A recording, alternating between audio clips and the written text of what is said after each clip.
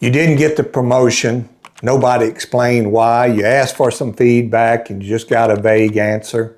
It's been forever since you've heard a compliment or a word of appreciation, and yet you haven't said anything. You have begun to shrink. This is exactly where quiet quitting is born. Quiet quitting is not about being lazy. It's about fear that's wearing a hoodie. Today, we're going to take that hoodie off.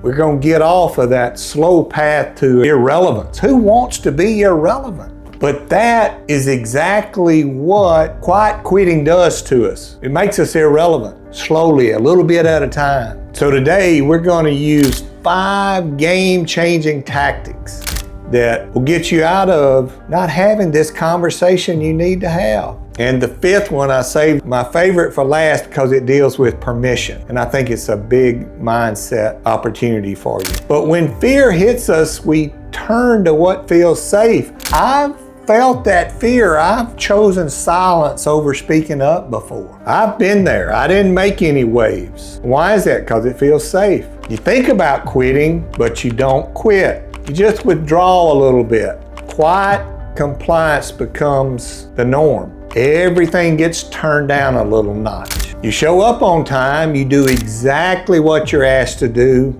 and nothing more.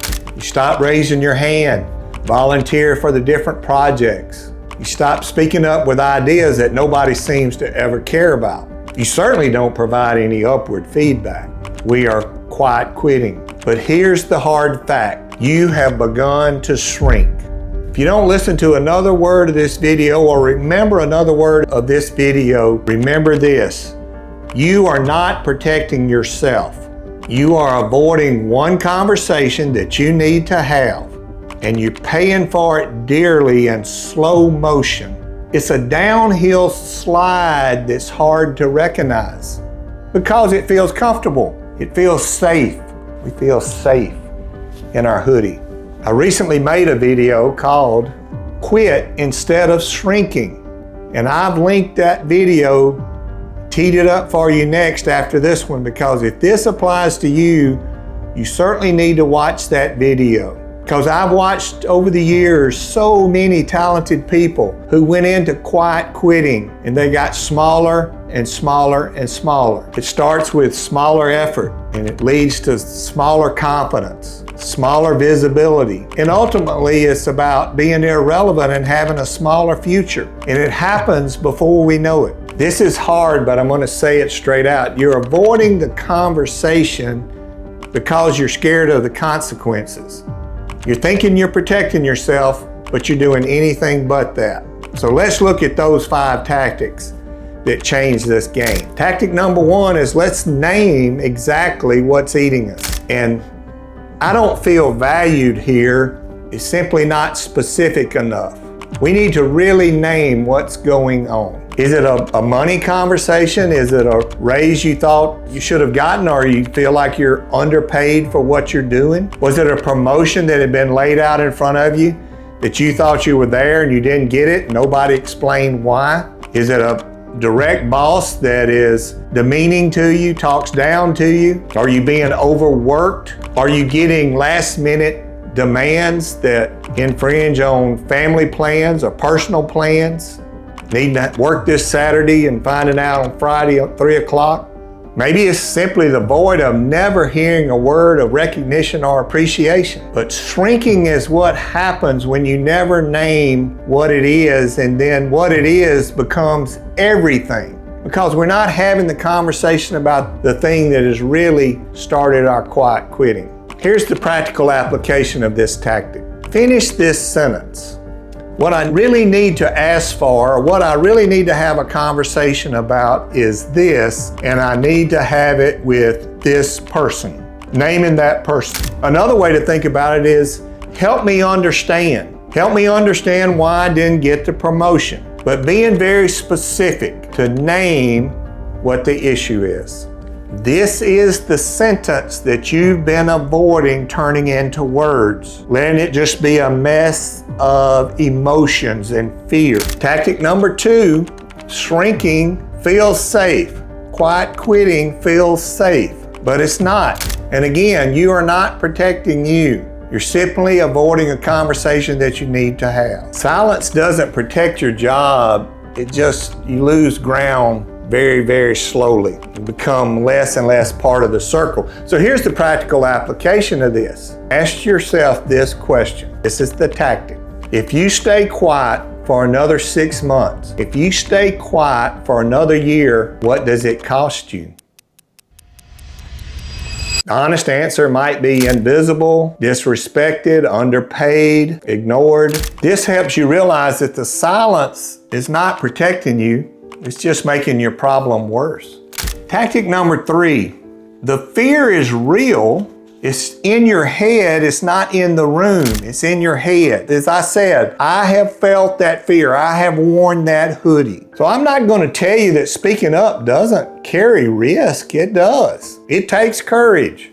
Well, I know there are some leaders out there are some workplaces that will punish those that speak up with candor.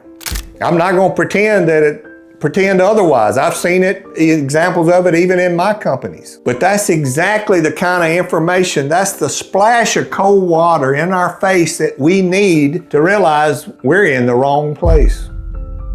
That we're not going anywhere here. Swimming in mediocrity, shrinking day by day. I mean, why would you be committed to that kind of leadership? Who wants to die that kind of slow death? Just becoming irrelevant. The great news that most of the time that conversation we're avoiding that we viewed in our mind as hard, carries all of this risk, is not near as hard as we built it up in our head. And most of the time, it has great outcomes. It demonstrates that you care about your role. Frankly, a respectful request for some clarity is rarely going to get somebody fired. But understand this, you run a great risk because there have been lots of really talented and good team members who, because they didn't take that risk, became invisible, became irrelevant. Principle number 4 is put a date on it. Let's put it in your calendar. Let's do it right now.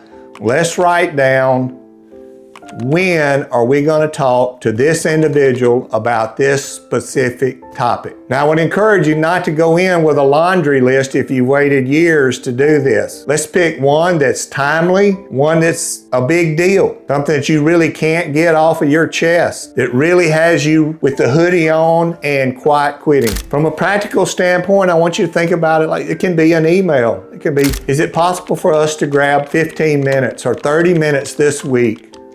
I have some things that I really like to talk to you about.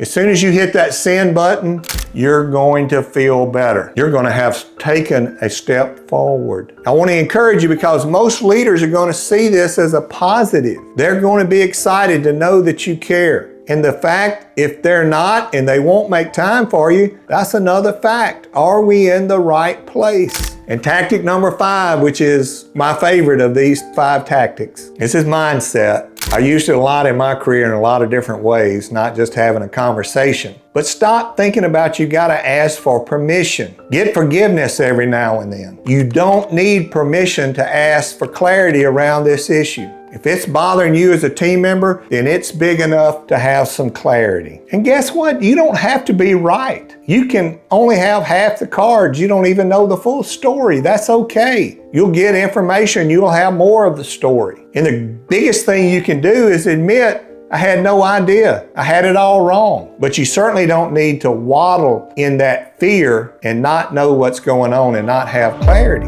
You know, in summary, as you think through this, the person that quiet quits they cost the company, but they cost themselves so much more. They lose their path of growth. They become invisible. They become the easy person to overlook. They become the plug and play. They become irrelevant. Speaking up is not disloyalty. It's not disrespectful. You can speak up in a respectful way, but it's the discipline to lead yourself. It's the discipline to show that you do care about your role and about your full potential. It demonstrates courage and grit and the desire to grow. All good things. And you have it in you. You have the ability to have this conversation. Using these 5 tactics, you can make it happen this week. Name it, Put a date on it. Ask for 15 minutes. Remember the mindset of not asking for permission, seeking clarity. Stop shrinking and show up as the talented, unique team member